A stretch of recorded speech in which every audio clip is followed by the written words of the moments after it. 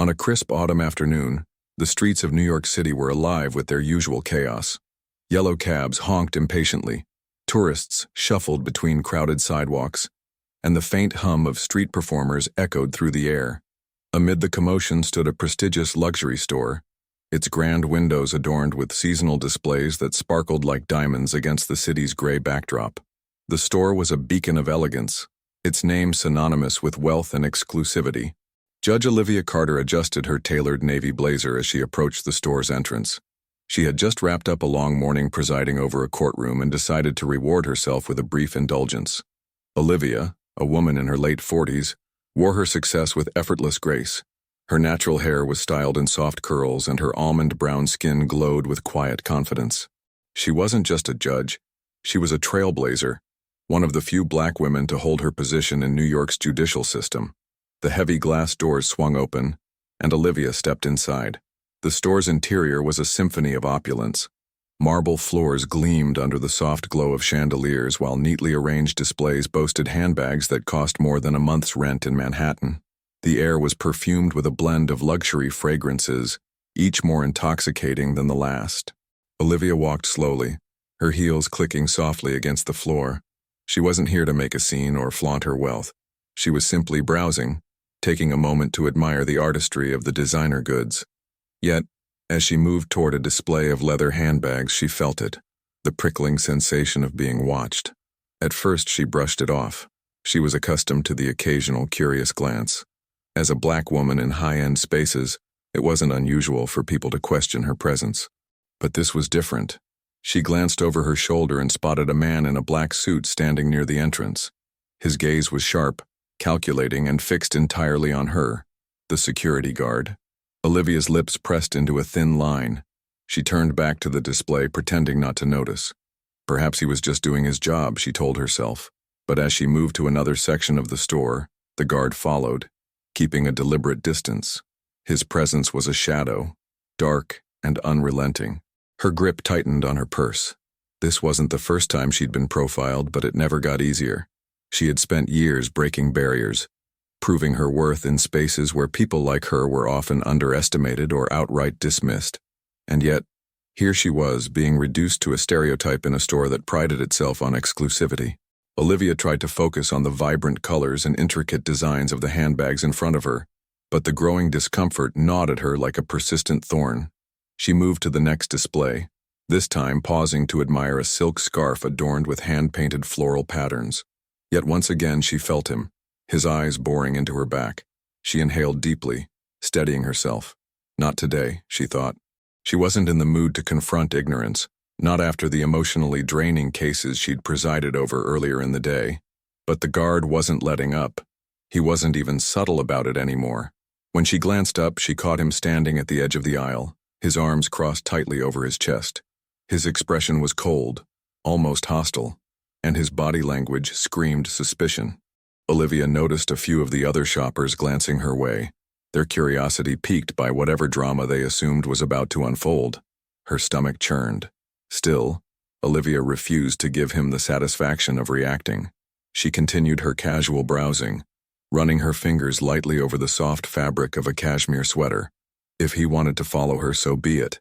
She wasn't going to let him dictate her behavior. But as she reached for a handbag to inspect it more closely, the guard made his move. "Ma'am."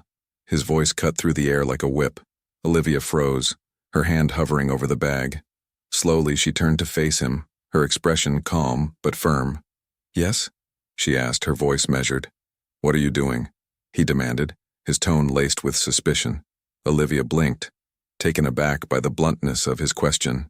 "I'm shopping," she said evenly, gesturing to the bag in front of her. "Is there a problem?" The guard's eyes narrowed. He took a step closer, his towering frame casting a shadow over her. "We've had some incidents recently," he said, his tone dripping with condescension. "I'm going to have to ask you to leave." The words hit Olivia like a slap to the face. A hush fell over the nearby shoppers who had begun to watch the interaction with unabashed interest. Olivia's jaw tightened, but she refused to let her frustration show. "Excuse me?" she said, her voice still calm but carrying an unmistakable edge. "You heard me," the guard snapped. "We don't need any trouble here." Olivia stared at him, her heart pounding. She could feel the heat of humiliation rising in her chest, but she swallowed it down. This wasn't the first time she'd been treated like this, and she knew it wouldn't be the last. But that didn't make it any less infuriating. "I'm not causing any trouble," she said, her voice steady. "I'm simply browsing like everyone else here." The guard scoffed. "Right. And I suppose you just happened to wander in here off the street?" Olivia's eyes narrowed. She knew exactly what he was implying, and it made her blood boil. She had worked her entire life to rise above the assumptions and stereotypes that people like this man clung to so desperately. And now, here she was, being reduced to nothing more than the color of her skin. Before she could respond, the guard raised his voice, addressing the room at large. "This woman is acting suspiciously, and I've asked her to leave. If she doesn't comply, I'll call the police." The words hung in the air, heavy with threat. Olivia felt a wave of anger wash over her, but she forced herself to remain composed. She had faced worse than this, much worse. "Go ahead," she said, folding her arms across her chest. "Call them." The guard hesitated, clearly not expecting her to call his bluff. Olivia could see the uncertainty flicker across his face, but it was quickly replaced by a sneer. "Fine," he said, pulling out his phone. "Let's see how this plays out." As the guard dialed, Olivia stood her ground, her expression unflinching. Around her, the other shoppers whispered among themselves, their eyes darting between her and the guard. Some looked uncomfortable, while others seemed almost eager to witness what they assumed would be a dramatic takedown. Olivia fought the urge to roll her eyes. She could feel the weight of their judgments, their assumptions, their silent complicity, but she refused to let them see her sweat. When the guard finished his call, he smirked at her. "The police will be here any minute," he said, his tone triumphant. "You might want to start explaining yourself now."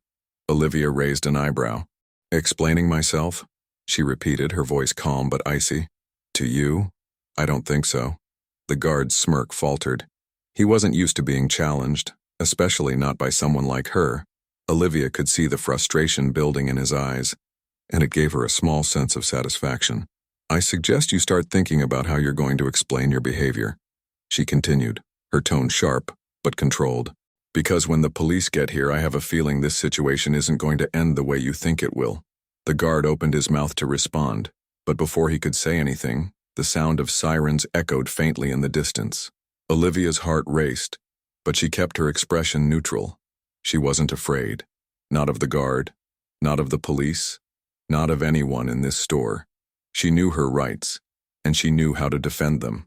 As the sirens grew louder, the guard's bravado began to waver. He shifted uncomfortably, glancing toward the door. Olivia caught the flicker of doubt in his eyes, and it gave her all the confidence she needed.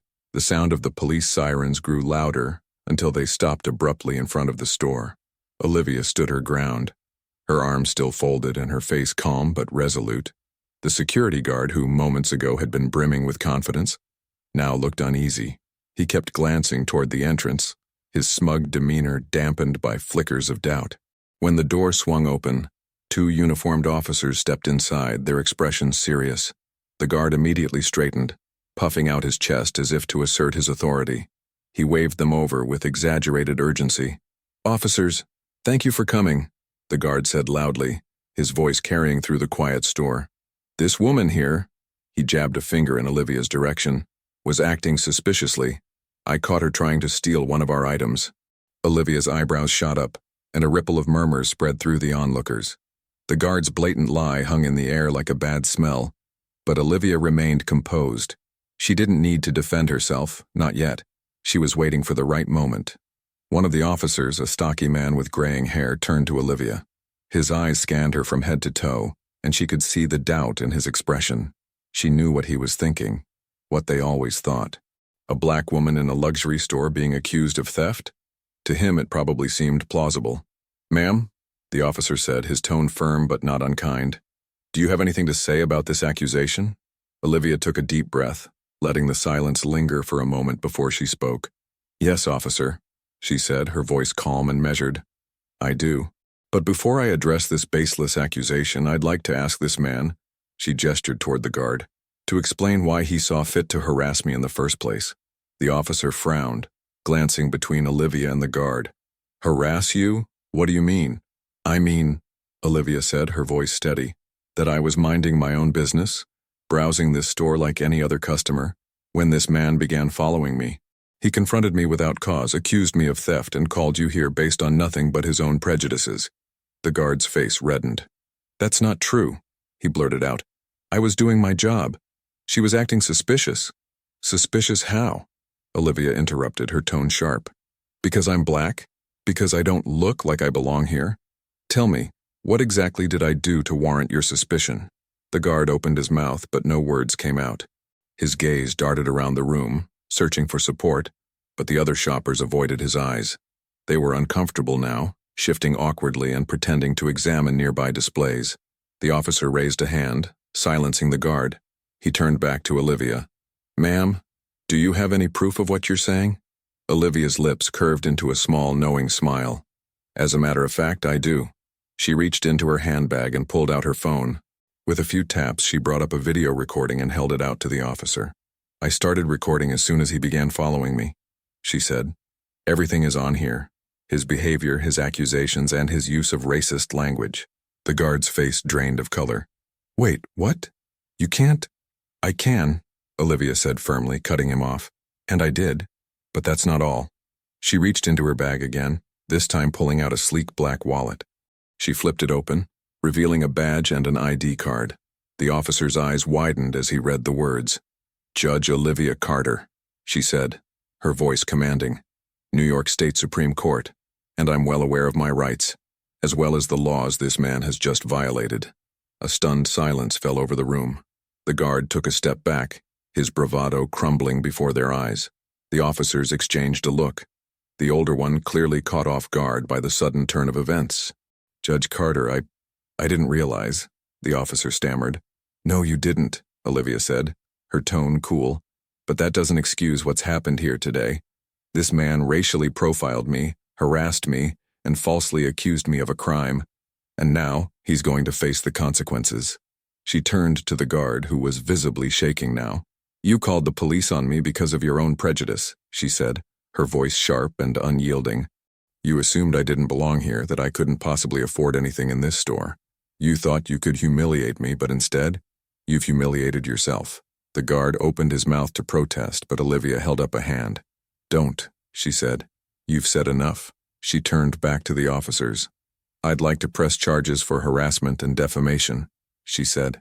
And I'd also like to file a formal complaint against this store for allowing such blatant discrimination to take place. The officers nodded, their demeanor shifting to one of respect. Understood, Your Honor, the older officer said. He turned to the guard.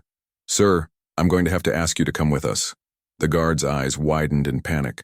Wait, no, this is a mistake. I didn't mean... Save it, Olivia said coldly. You made your choice. As the officers led the guard away, the store manager rushed over, his face pale and anxious. Judge Carter, I'm so sorry, he stammered. This is unacceptable. Please allow me to apologize on behalf of the store. Olivia turned to him, her expression unreadable. Your apology doesn't erase what happened, she said. You need to do better, to train your staff, to hold them accountable, and to create an environment where people like me aren't treated like criminals. The manager nodded quickly, his head bobbing like a puppet. Of course, we'll take immediate action. Please let me know if there's anything we can do to make this right. Olivia didn't respond. She simply turned and walked toward the door, her heels clicking against the marble floor. The onlookers parted like the Red Sea, their faces a mix of awe and shame. As she stepped outside, the crisp autumn air filled her lungs. She tilted her head back, letting the sunlight warm her face. This wasn't the first time she'd faced this kind of treatment, and she knew it wouldn't be the last. But today she had sent a message, a reminder that even in the face of prejudice, she would not be silenced or diminished. The incident at the luxury store had spread far beyond its marble walls. By the time Olivia reached her apartment that evening, her phone was buzzing nonstop, flooded with calls and messages. A video of the confrontation, captured by a bystander, had already gone viral. Social media was ablaze with hashtags like #shopping while black, justice for Judge Carter, and luxury racism exposed. Olivia sank into her leather armchair, scrolling through the posts with a mixture of exhaustion and resolve. The comments were a cacophony of outrage and support. This is why we still need to fight systemic racism. Judge Carter is a queen for standing up to that guard. Imagine how often this happens to people who don't have the power she does. That last comment stuck with her. It wasn't the first time she'd thought about it, of course. Her position as a judge gave her a shield of authority that many others didn't have. For every Olivia Carter who could fight back, there were countless others who couldn't. People who faced this kind of treatment daily, without the resources or the platform to defend themselves. She thought of the young black men and women who had appeared before her in court, their lives forever altered by unfair assumptions and systemic biases. She thought of the mothers and fathers who had begged her for leniency, their voices trembling as they described the hurdles their children faced just for existing in a world that saw them as threats. Her thoughts were interrupted by a news anchor's voice blaring from her television. She had left it on earlier, and now it was broadcasting a segment about the incident. Today, Judge Olivia Carter became the center of a viral controversy after being racially profiled in a prestigious Manhattan luxury store. The anchor began. The screen cut to footage of Olivia standing tall and composed as the guard was led away in handcuffs. The clip was followed by an interview with the store manager who stood outside the store looking pale and contrite. "We deeply regret what happened today," he said, his voice trembling.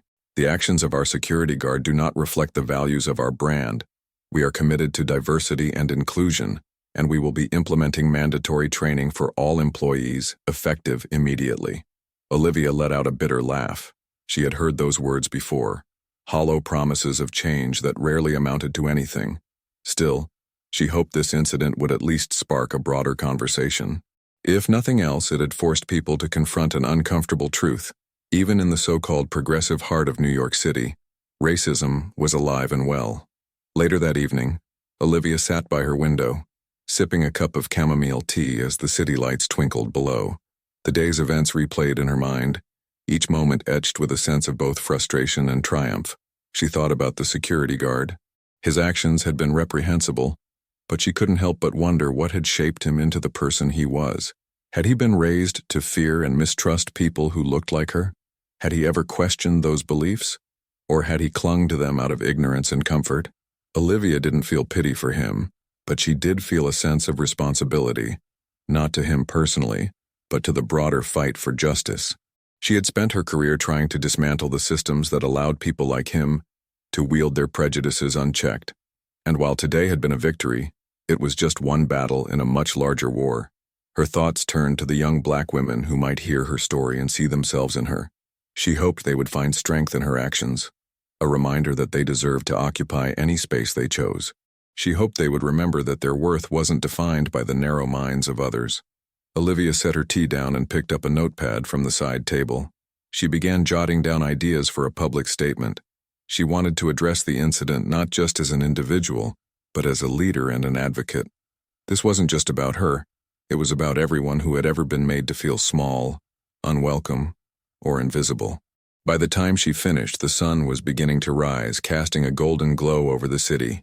Olivia leaned back in her chair, her pen resting against the notepad. She felt a sense of calm wash over her, knowing that she had turned a moment of pain into an opportunity for change. In the days that followed, the incident continued to dominate headlines. The luxury store faced mounting backlash, with activists calling for boycotts and demanding accountability. The guard, whose name had been released to the public, issued a tearful apology in a televised interview.